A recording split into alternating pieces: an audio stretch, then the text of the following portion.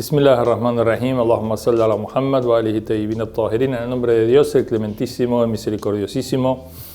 La bendición y la paz sean con el profeta Muhammad y su familia purificada. Estamos viendo de la A a la Z, la letra G, de ganancias. Por ejemplo, ganancia, la palabra que hoy vamos a ver.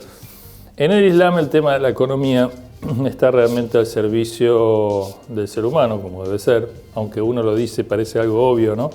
Sin embargo, en otras economías salvajes o, digamos, extralimitadas, el hombre está más al servicio de la economía que al revés, o desgraciadamente la economía está muy concentrada en pocas manos, mucha creación de pobreza artificial. Así que el tema de la economía en general entonces está al servicio del hombre, el hombre está al servicio de Dios. Dios regula en su plan de gobierno revelado en el Sagrado Corán y en la conducta de sus representantes las normativas que tienen que ver con la economía. Una de ellas, por ejemplo, tiene que ver con la prohibición de la usura, el monopolio, la privatización de los bienes vitales de la sociedad. Cuando un bien se convierte en un bien vital de la sociedad toda, no se puede privatizar, como por ejemplo las costas, la explotación de los bosques, los minerales, el petróleo hoy en día, por ejemplo el gas, etc. Ahora, con respecto a las ganancias, una cosa que el Corán censura es la acumulación de las ganancias. Esto de tener, digamos, almacenado o digamos, bajo resguardo muchos bienes, mucho dinero, por ejemplo, y contarlo, y que es una especie de enfermedad de la avaricia, digamos, ¿no?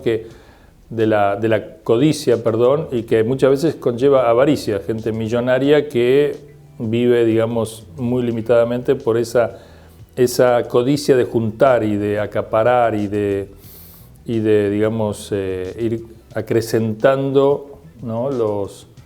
los depósitos que uno tiene como un medio de seguridad. Bueno, todo esto está censurado en el Islam. O sea, en realidad el dinero y los bienes deben ponerse al servicio del movimiento económico. El movimiento económico debe ser algo que permita el desarrollo y, digamos, cumplir con las necesidades en la sociedad. O sea que debe estar en ejercicio, debe estar rotando, debe estar moviéndose. El Corán dice que algunos de los impuestos que pone el Islam o el profeta es a fin de que los bienes no sean acumulados por los ricos y los poderosos, sino que realmente estén al servicio y la distribución sea una distribución equitativa. Sobre las ganancias, sobre el superávit, hay un impuesto especial que es el Homs, o el quinto anual, que grava el superávit neto en el comercio, por ejemplo, o en algunos otros bienes, como por ejemplo el oro, la plata, el ganado, etcétera. Cuando hay un superávit sobre esos bienes anualmente, en el curso de un año se debe pagar un impuesto, que eso va a destino, digamos, o a ser administrado por el gobierno islámico a la cabeza por el imam o el líder o el representante de Dios, o en aquel que tenga el aval de representante de Dios para ejercer el gobierno. Así que bueno, digamos, por otro lado, el capital y los bienes tienen su importancia, por supuesto, en la economía, pero el trabajo también. Hay un equilibrio entre capital y trabajo, no es...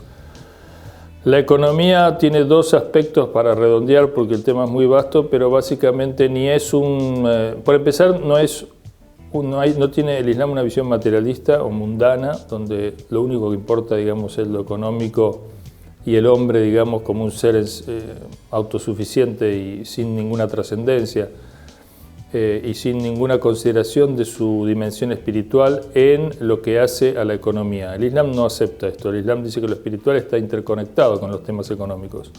El desarrollo espiritual y moral tiene un efecto en la economía. Y por otro lado, el manejo de la economía también tiene efectos en lo espiritual. Están conectadas las cuestiones.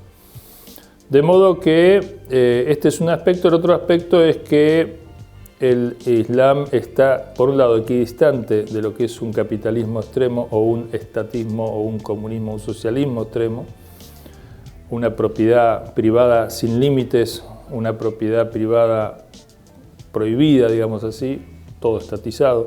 Entre estos dos extremos, el Islam tiene una postura de moderación, de equilibrio, de equidistancia, pero le suma un ingrediente que no tiene ninguno de los dos sistemas capitalista y socialista, que tienen algo en común, que es que lo espiritual, lo moral, la trascendencia queda fuera, digamos, de los cálculos meramente económicos.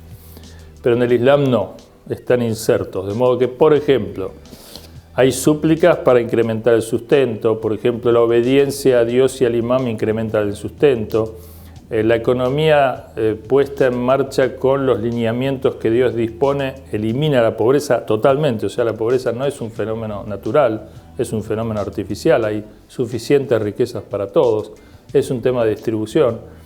Y otros temas, como por ejemplo pecados que decrecen los bienes, alejan, por ejemplo, las lluvias, traen desgracias, por ejemplo, hay limosnas para apartar desgracias, es decir, hay una conexión entre lo económico y lo espiritual. Bueno, después, si Dios quiere, en otro tema afín con lo económico podemos ampliar. Assalamu alaikum wa rahmatullahi wa barakatuh.